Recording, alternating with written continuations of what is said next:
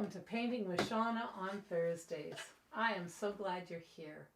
I just want to take a minute, do a first announcement here, and I want to say congratulations to my mom and dad, Richard and Jean Lampi, for their 60th anniversary. Today is the day they got married 60 years ago. Isn't that amazing? Congratulations, mom and dad. The other announcement I have is I have an eBay auction going on for this lovely little frosty raven. It's 8 by 8 inches, and I will put the link down below when I'm done the live stream. I'll go upstairs and do that. And the other painting I have got finished, and I'm working on putting isolation coats and varnishing these two paintings, is this great gray owl. Now, April is a wonderful time to go and find great gray owls along the highway in Yellowknife, and you can just drive out, and they are big birds. It's not like you can miss them. And they're often on top of telephone poles, so to get them on a tree was not so easy to do. I go out every April, and I go as often as I can. The light changes so much in April that at the beginning you're going, right at 5:30, 6 o'clock because it's getting dark early. You can't, it's closer to the time that the sun is going down that they're coming out to do their hunting along the highway. And as April progresses, you get to go later and later because it's later and later before they're coming out. But this is a 12 by 24 inch painting. It is available. If you're interested, you can just email me. My email is dancingravenstudio@gmail.com, or you can find me on my website and you can contact me. It will be going down to visual effects in the next few days once I get it finished with the varnish process. I'm just going to put that over here. So we are on to week 2 here. Week 2 of the Pine Grosbeak. So this, I got a lot accomplished this week for the background, but I didn't finish it all because I want to show you how I did that work.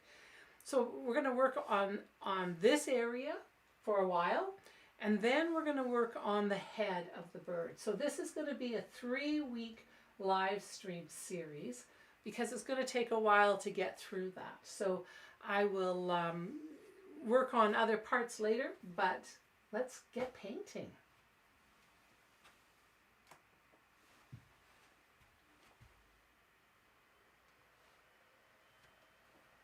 Bring it up just a little bit, see if I can bring it up a little bit more. There, okay. Okay, so I have everything out here. I have my paint from last week that's in my trusty little saver container that I've made, and I'll be in and out because it's winter and it's drying. I tend to come in and out of my process here. Now, a reminder: I have hopefully no internet going, but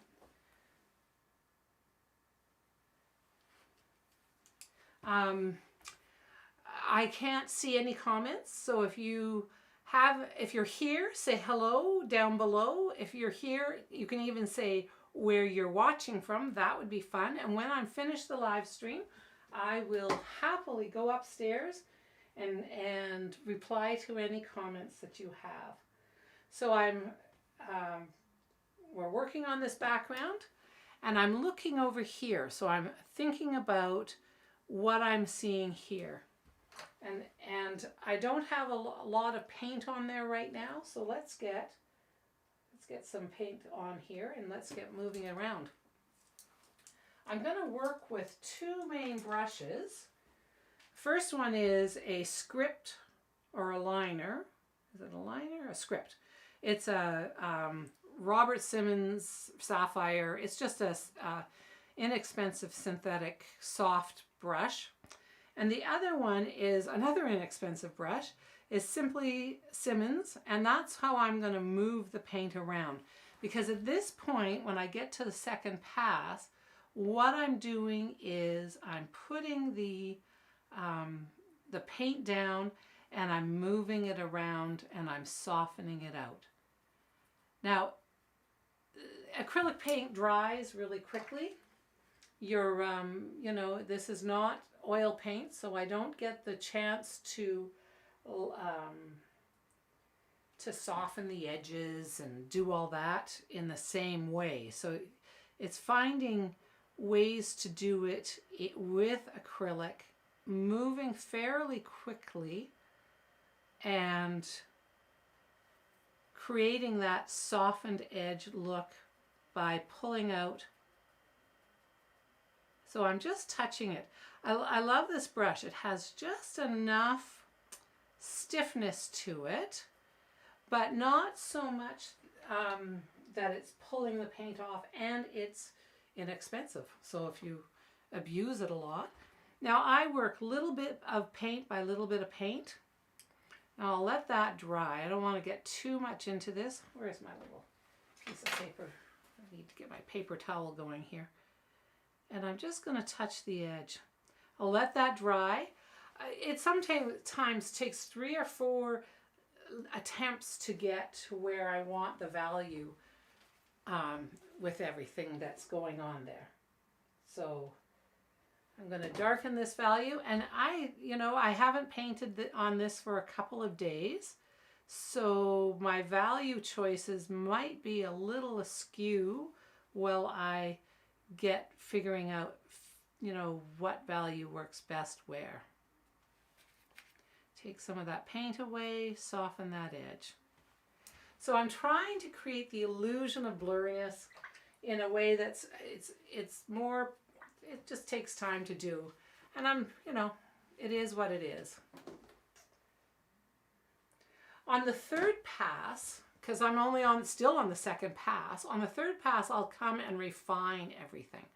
But right now I'm working on just getting the shapes in, and then I'll refine as best I can now and then continue on.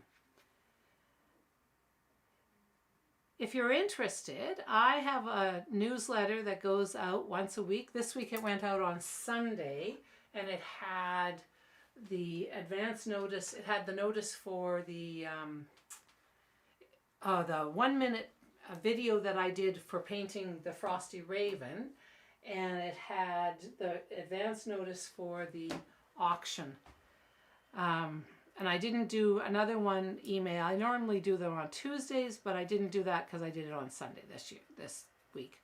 But I put in behind it things that I don't necessarily put out on social media. Pictures and stories that are best to be, they're just part of my newsletter. They're not part of anything else. So if you want the behind the scenes stuff, that's where you can go.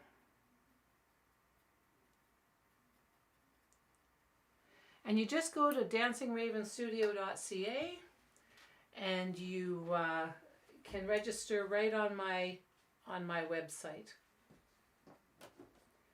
I'm just looking back and forth to see where I'm at for values, and that needs to be a little lighter.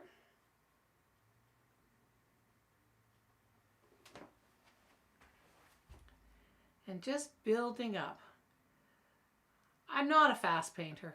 I mean, you guys all know that. You've been following me, so you know I'm not a fast painter. But I am a consistent painter. So I'm working on a time-lapse video, which I will narrate tonight, hopefully, of the Frosty Raven. I put out the 1-minute quick version of the painting, where every 2 minutes I took a 1-second clip and put it together and created this little 1-minute video. You can find that on YouTube.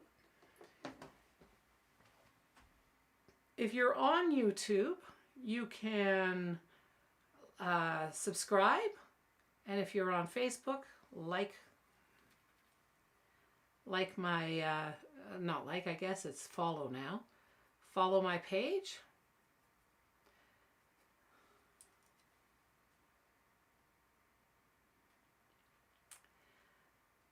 Okay, I'm just looking at these shapes here, and you know, I'm not getting them perfect, and I want to tell you, if you're, you know, it's a background. You know, the nice part about a background is I don't have to be perfect with it. Now the bird, I have to be more painstaking with it, because honestly, people who are birders know birds very well.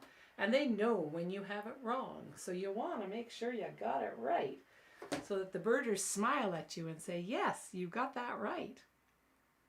I was hoping to get out and take pictures tomorrow, because it was predicting earlier this week that it would be sunny, but no, the sun's not going to come back till maybe Tuesday, because it's getting light enough now and late enough that I should be able to go out and find some pine grosbeaks and take some pictures of them, more recent pictures.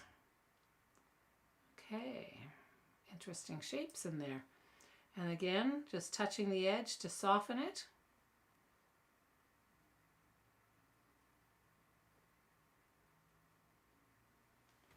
Okay. So this week was a busy week. I was busy getting some stuff organized for my parents' 60th wedding anniversary, and I've been editing videos, and I've been getting prepared for my next large painting. And if you're a fox lover, well, then you are in luck. The next painting I'm doing is 76 centimeters by 101 centimeters, so 30 inches by 40 inches for those people who are still back in time. And it's a fox walking directly towards the viewer. And it's a female fox, and I know it's a female because she was definitely nursing. In some of my pictures you could see that that she was a nursing mom. But the light was, it was a cloudy day, and it was a soft light, and I think it's a really beautiful image, and I'm looking forward to working on it. Though I am planning my next painting already, because, you know, we can't just get one planned and get ready to start painting it. By tomorrow, I should be able to get the background started on the fox. So maybe next week I'll have some update pictures. I paint Friday, Saturday, Sunday, Monday, a little bit on Wednesday if I don't have too much other things, because you still have a household to run. And so maybe by Sunday, Monday, I'll have some pictures to be able to share of the progress of the fox. So if you get a bigger area, then it's probably better to get a bigger brush, given that you want to cover an area fairly quickly. Okay, and this brush is a Scepter Gold size 8 sable synthetic combination. And come and just soften the edge here again. Always thinking about how I can soften the edge so that it connects to each other and looks the best. Then go back to my smaller one, and we're into slightly darker there. I see some slightly darker here. I'm going to spread that out. And actually what I'm going to do is grab some of the lighter and put it next to it and spread it together while it's still moist. And see what that does. It's always an experiment when you're working. Every time you think you've got it figured out, something happens and you're just like, ah, okay. That's what I love about painting, is it's always new learning.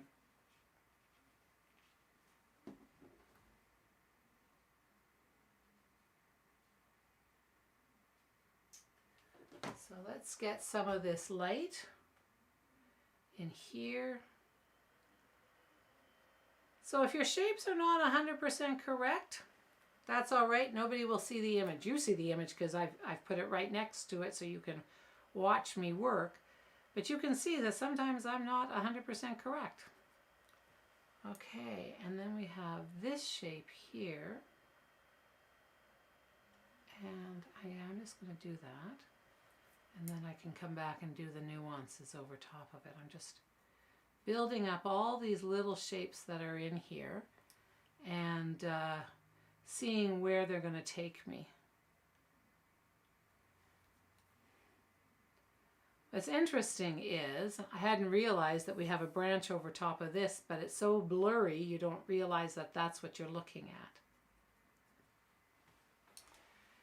So you can see that this is much lighter. This needs to be still lighter. So I'm going to put in another round of paint on it just to lighten it up a little bit more, bring that value up. Touch it and don't move the paint too far, but move it enough. And you can see that it's connected. So it must be a branch that is going underneath, but I've blurred it out. If you were watching last week, and if you want to, you can go and check that video out. I showed you 4 different images. I showed you the regular image. I showed you the first changing this to be more chromatic and more, what is the word that just more red, so I just made it more colorful. I saturated the color. That's what I did. I saturated the color with the program that I use, Affinity Photo. And then the next image, when you go on, and it's right at the start of the video, it won't take you long to find it if you want to go and check it out, I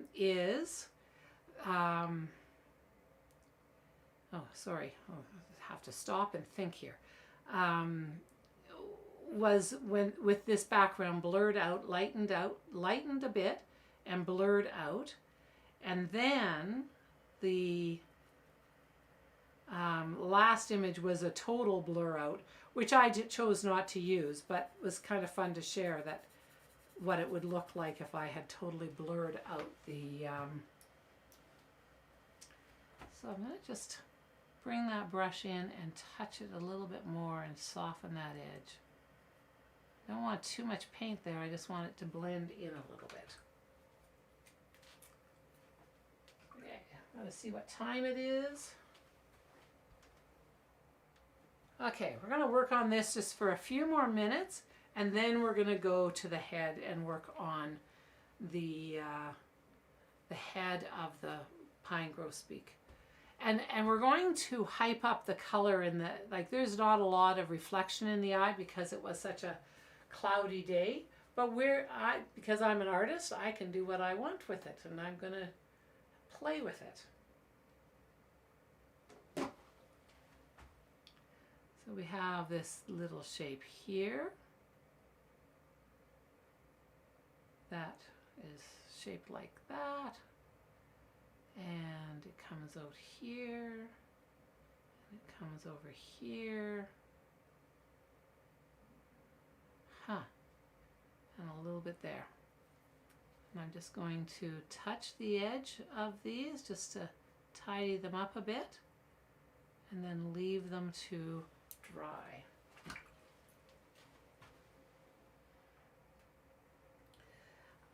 What I'm really thinking about with this is I really wanted a feeling like it was still in the bush. I didn't want it separated.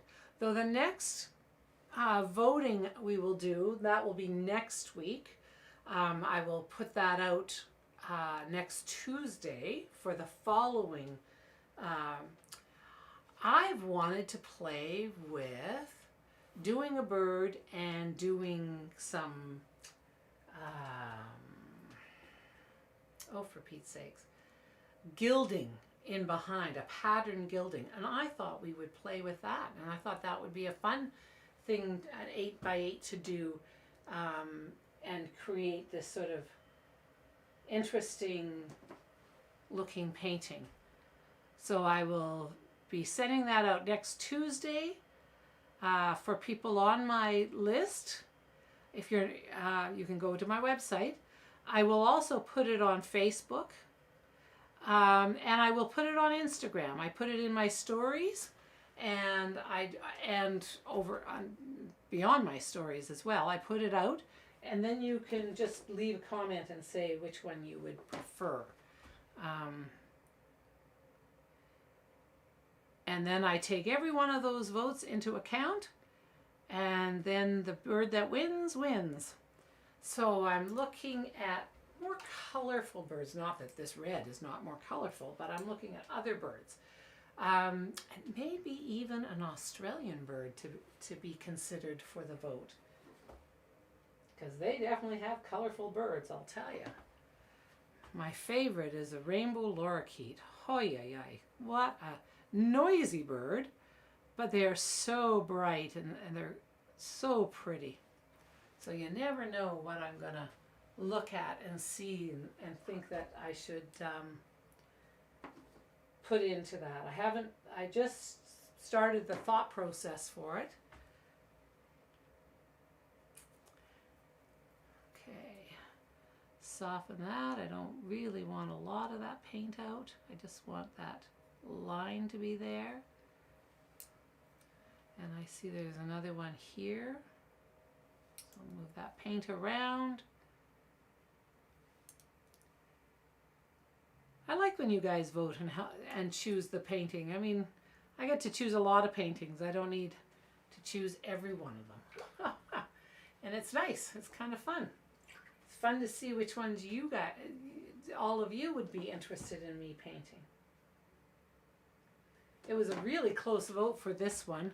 The other bird was the Bohemian waxwing, and it just one vote shy of winning. So that was really interesting.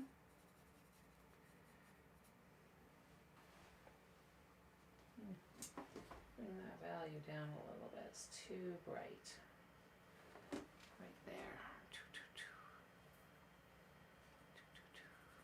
Paint around, pull it off with my hand. Now if you work with oil, you wouldn't be putting your fingers into it because that would be a mess. But with acrylic, it dries pretty quickly and it disappears off your hands pretty quickly. Okay, that's interesting. So there's all these interesting shapes in here. I find it interesting. When I first start working, I'm thinking larger masses. But as I continue on, I'm thinking smaller and smaller, and I'm noticing the smaller and smaller changes. Those subtle changes that add to the painting.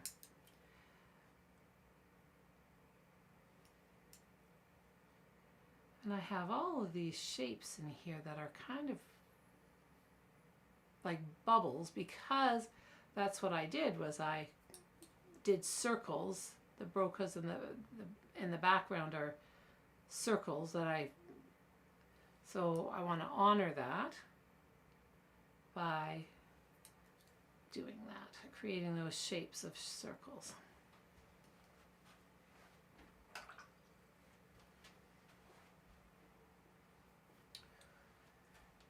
Okay.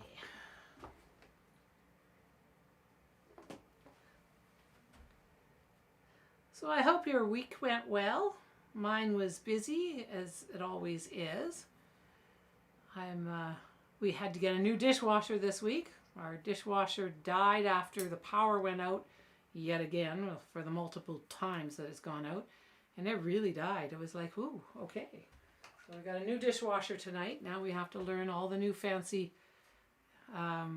ways of working with it. What buttons to push and what ones not to push.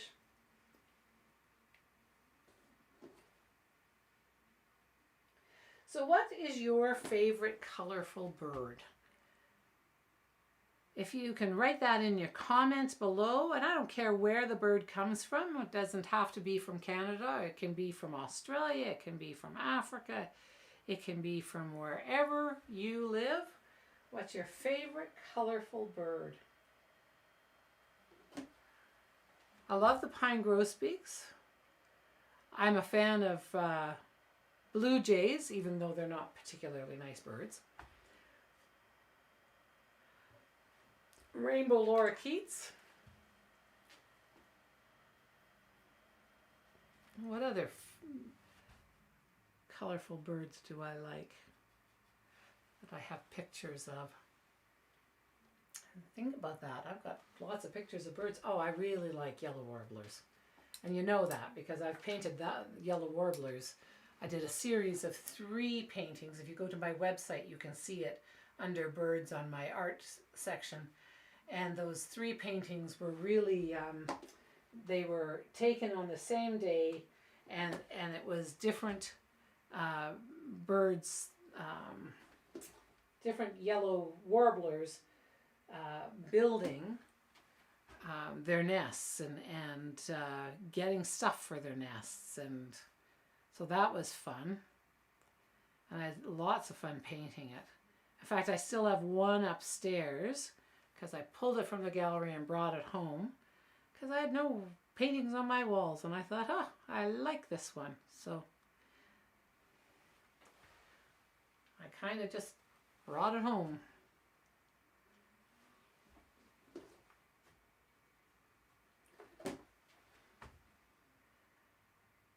Okay, I'm looking and I'm looking here and I'm thinking about what I'm seeing, trying to get the values correct. I'm standing back to look because the further back I go, the more clearly I can see the images, and I can bounce my eyes back and forth between the 2 of them, and I can have a better sense of angles and of other things.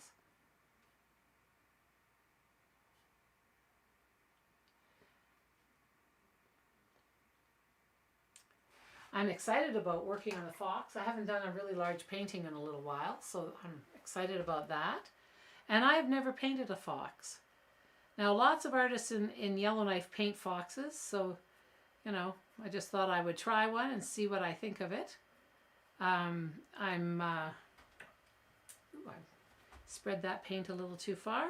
I can just bring my paintbrush back in. I've cleaned it, I dried it, and I can pull back some of that paint if it's gone too far before it has a chance to dry.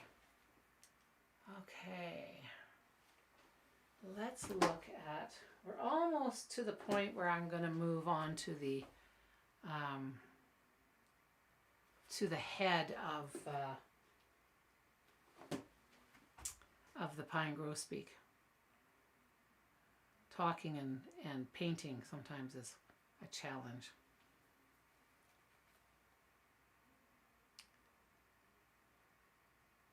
So if you decide to follow me on, subscribe on YouTube, I will be putting out in the next couple of days, I'm sure, the time lapse of the Frosty Raven painting, because I plan to narrate that tonight. I tried to do narration and voiceover work recording during the day, but there's way too much noise. Too many vehicles going past, too much commotion. So I've had to move that to evening work, which is fine because I work in the evenings anyway. I do a split shift of, I work in the afternoons and then I work again in the evenings. And mornings are for other things that I need to get done. And it seems to work efficiently for me. I have to make sure that I put an alarm on because I'm kind of get obsessive about things, but that's all right. I think that's a good place to stop. I will come back this week and I will finish this area, and so the whole background will be done. And now we're going to work on the bird. And I don't know what I need for brushes, so I've got a few brushes out. I'm going to continue with what I have first.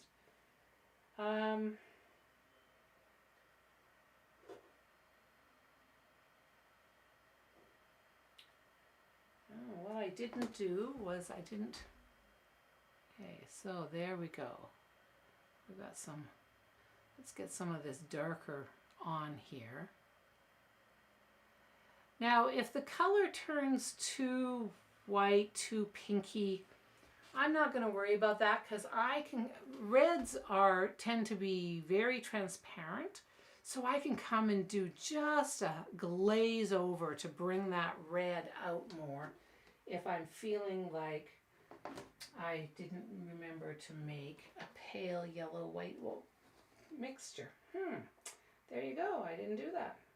So here we go. We'll just do what we're doing.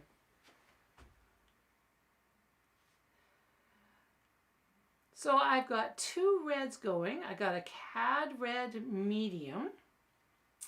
And I have an alizarin crimson mixture. So between the two of those, I kind of cover the sort of more yellowy or red, more orangey looking red, and the blue looking red.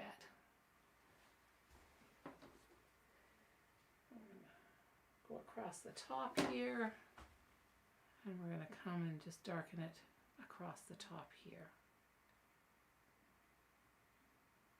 Okay, what do I think? Just stand back and look. You can see that I've got that way too high, so let's just way too down far. And I'm just going to take my brush and soften the colors together.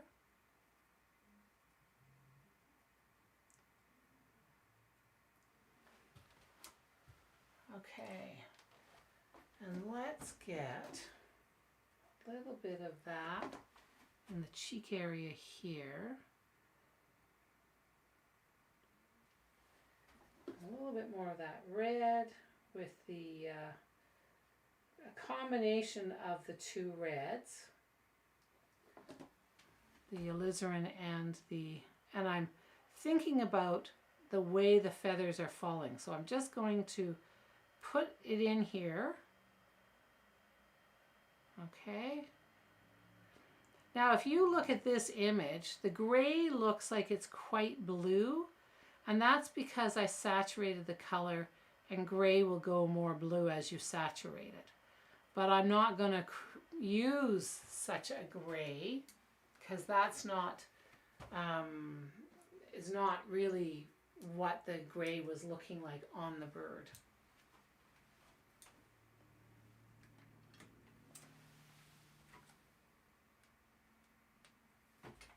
Okay, happier.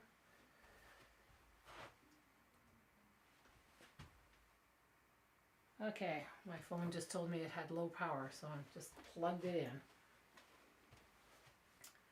in. Okay, so let's continue on. I want to get the eye in place, and let's focus in on that. I need a smaller brush, so I've got my trusty Princeton mini detailer liner that I really like and need to own way more. Okay, I'm going to squirt everything. And I'm going to come in and create that shape of the eye.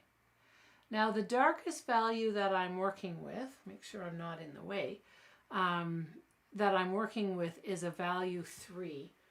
There's value 2, 1, and black. That way, if I want to come in with a value 2, I can do that later, but I'm not, it's not going to hold me in place and you know, make it so dark that I have no room to move.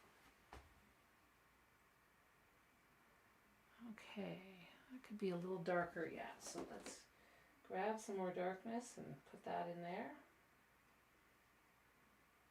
It's interesting, around the eye is fairly brown. It's not like it's a low chroma orange. It's quite interesting. So I'm trying to get the shape of the mask around the eye of the pine grosbeak. Remember, this is only the second pass. I will do one more pass where I will make it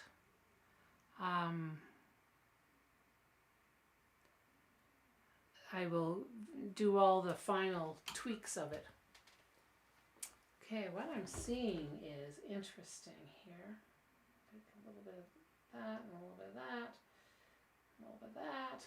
Take all 4 piles of red, and I'm going to bring in that red. Now the red tends to be more see-through. It tends to be more transparent. So it's kind of hard to cover over another value color, but yeah, if you work at it long enough, it will work.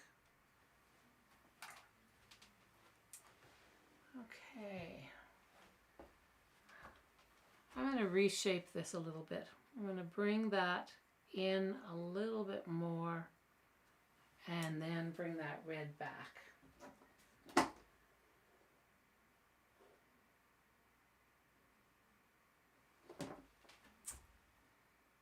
And bring it in here and reshape it.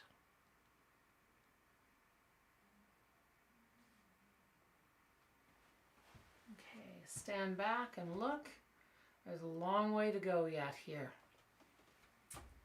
I can see that this needs to come. I've painted right over top of that, so I'll just reshape that and get that in there. The connector between the beak and the head. So I'll just get some, just nice and carefully just put in some of that color and let that dry. That's a better shape. Whew, there you go. Now let's work on the beak. Well, everything else is drying. So remembering that value 3 is our darkest value that we're working on, I'm going to put a little bit of that value 3 in where I'm seeing the darkest places. So there's a line here. And then I'm going to go up a value to value 4. And it may be that it needs to be like a 3.5. So I work with Munzel, and when I release this video, because I am working on a video, I record all the time. When I release this video, I actually will have the front section, the very first part is choosing all the colors and out of the Munzel book. And I'll be talking about that. I've just started editing that video.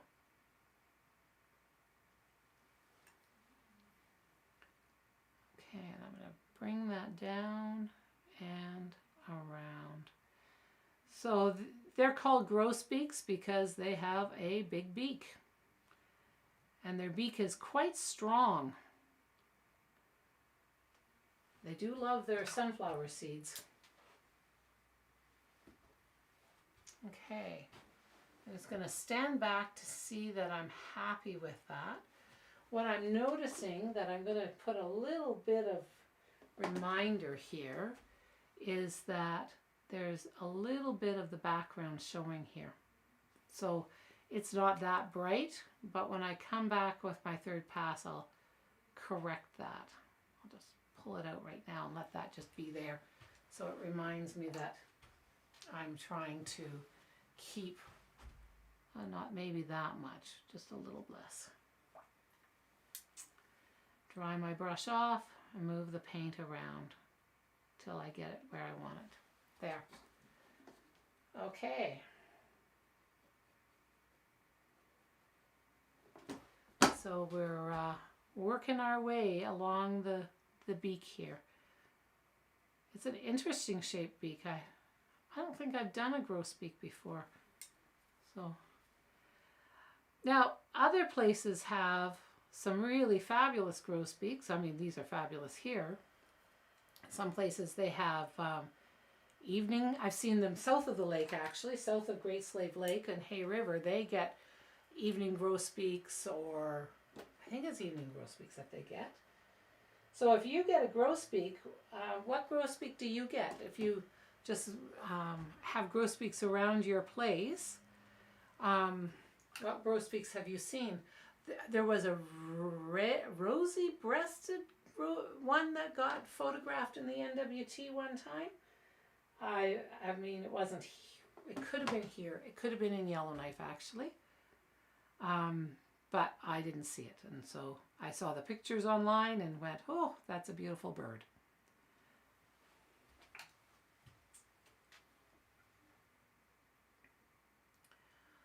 Okay, so we're starting to get those shapes in place. It's a slow process. It's just a step by step to build towards where I want it to go. Oh, that is way too light. So if it's too light, come in, soften the paint, and move it to where you want it to be. And oh, I can see that this line here is way too thick too. So I need to bring in some of that red to reshape here so that I get the shape that I'm looking for as I am working along.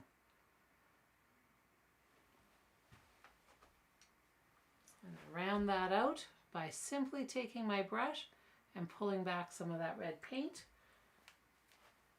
and round it out here too. And flatten it out a little bit here. As I step back, I can see the angles better, and I think that's more realistic. Let's get some of that gray, and we're going to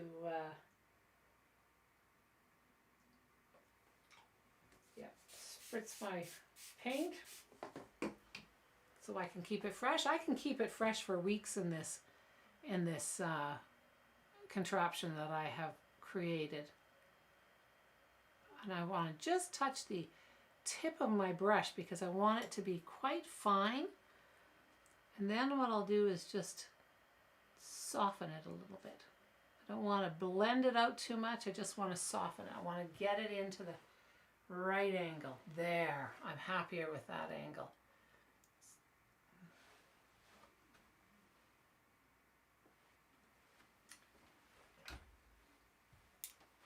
We got a bunch of snow last night, which I guess, you know, it is after all winter, but it means it's warm enough to snow here, which is always interesting. And lovely to have a little reprieve from the really cold weather. I'm not sure if it's what the forecast is. I just know that I looked for sunshine and there was going to be none in the next few days. And I was really hoping to go out and find, you know, take some time and go and take some pictures of birds. Okay. So I can use the background to manage my beak because, of course, the beak and the background are connected. So I'm thinking that it needs to be a little bit less there. I'm going to come in, and I hope my head is not in the way, and just soften that edge and pull that out. Oh, I think that's a better shape right there. Let that dry now. Well, I stand back and contemplate what I'm seeing. Well, I bet you the eye is dry, but I'm going to have to put my head in the way here. I need to look close at the eye to see what I'm seeing. Now I don't want to make it too light too fast, so I'm going to be very careful not to put a white highlight because that doesn't make sense in this bird. It's not out in the bright sunshine. So I'm just going to bring in a little bit of highlight that I can see and just pull it along. And then I see some here as well. And I will make this brighter because, of course, I'm going to build up the eye slowly to make it look as realistic as possible.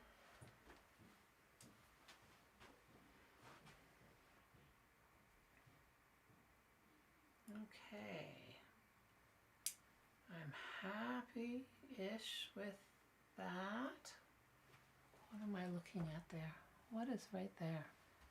Let's move that. Get a little bit of this. And we'll just move it down a touch. It's like it goes into the beak a little bit. And I'm just going to move that around.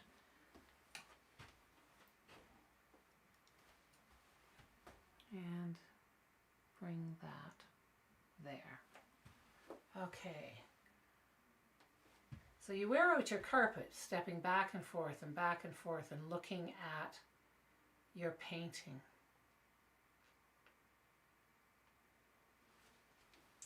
I'm going to add more of the red here. I'm just going to come in and just touch. Add some of the darker red, the alizarin crimson in here, and touch. And then I'm going to blend them together. Red is so transparent, even though I've added some of the paint in it that's not transparent, you can really see how transparent it is. So it will take some time, and sometimes I have to come in with white paint, fix the area, and do that. It depends on what I'm doing, but I think that's pretty good. Let's take some of this along the top part, because it looks like it's capturing some light there. So who's been watching the Olympics? I watched the male figure skating last night. So what did you see today? Leave a comment below. Are you, who are you rooting for? Last night I watched crazy and insane people with their snowboards going down as fast as they could, and 4 of them, and I don't even know what it's called. It was so fun, but it was lots of fun. I just was glad that my children never indicated any interest in that. It's like, oh, the figure skating, the American that won the gold, he was brilliant. And our Canadian, Keegan, I was really impressed with him too. It's just totally fun to watch the figure skating. Okay, now we're starting to see form building in the head. It's just the subtle changes that gets you there. Yeah, so I'm going to put the Olympics on after I do some voiceover work and see what's been going on today. It was hard to go to bed last night because I was kind of excited about watching the Olympics. I'm glad that CBC has put that gem out so that you can just project it onto, because I don't have cable on the upstairs TV. We don't have cable, we have it downstairs, but I tend to be upstairs working. Ooh, there we go. There we go. All right, leave that. I'm happy with that. That's starting to find some form there for me. We have about 8 or 9 minutes before I need to wind this up, because it's only for an hour. So we'll just keep working on this and see what we can get done. Now, what I'm seeing is, let's see which value I'm looking at. Okay, so that needs to be a little darker. So it goes step 3, 4, 2. So I'm at value 5 to get this shape here.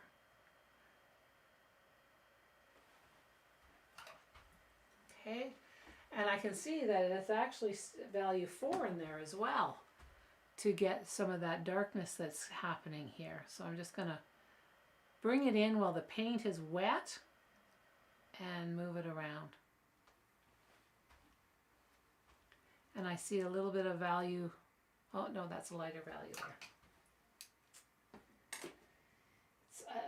Test and trial and error to get the values correct sometimes, and you just work slowly and you get there, and you like the results of what you've done if you just work carefully. So I'm trying to get this shape that I'm seeing here more formalized.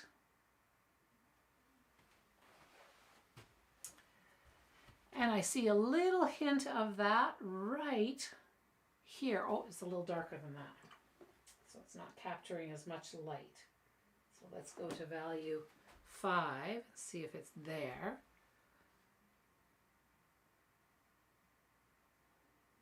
Okay.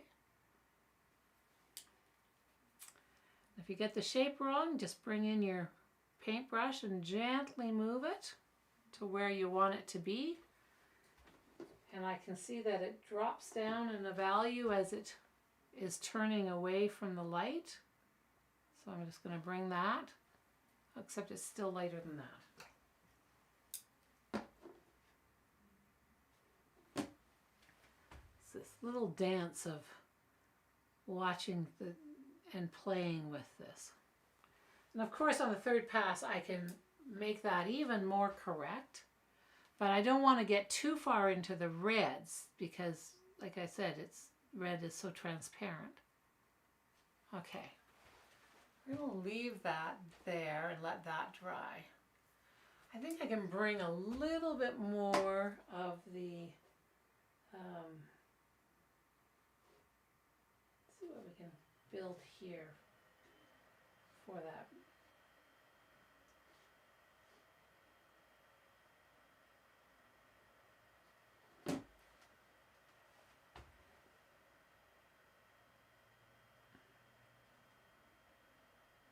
A little lighter there.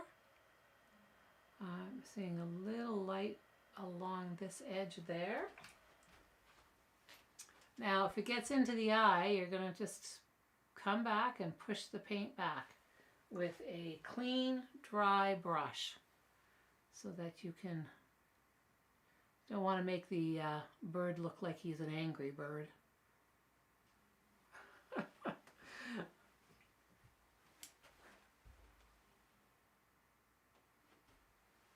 Okay, back and forth I go.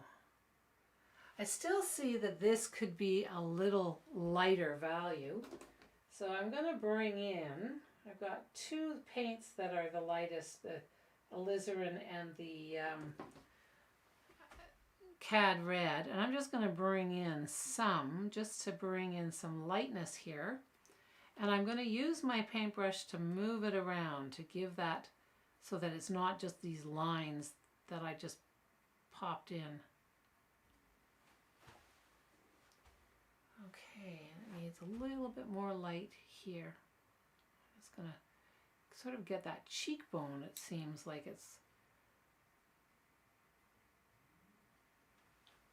Okay. Okay.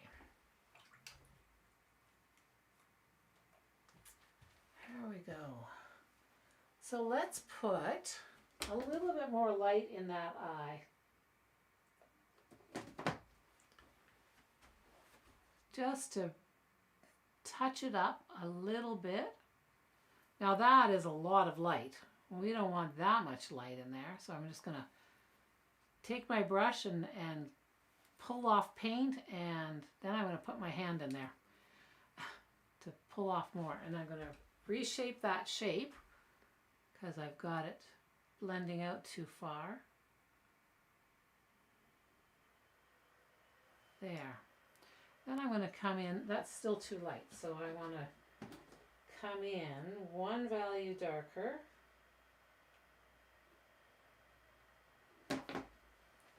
And just touch a little bit.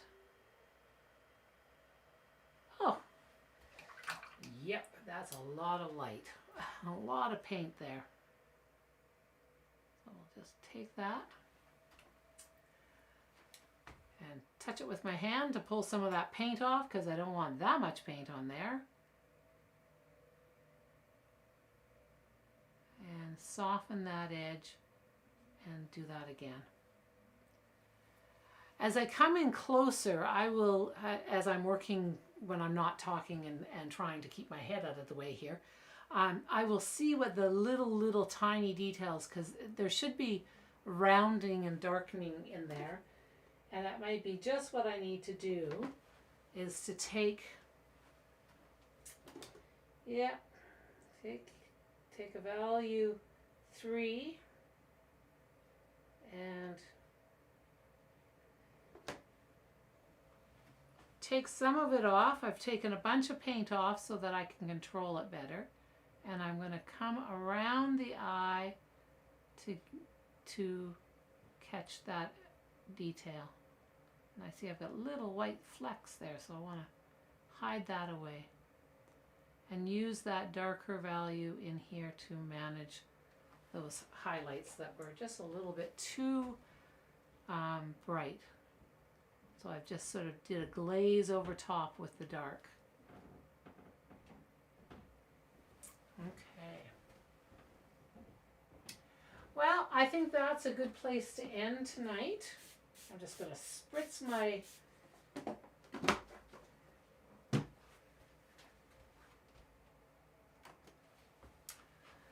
Thank you for coming to watch tonight, and I hope that you've left comments below. I will go upstairs and respond to you.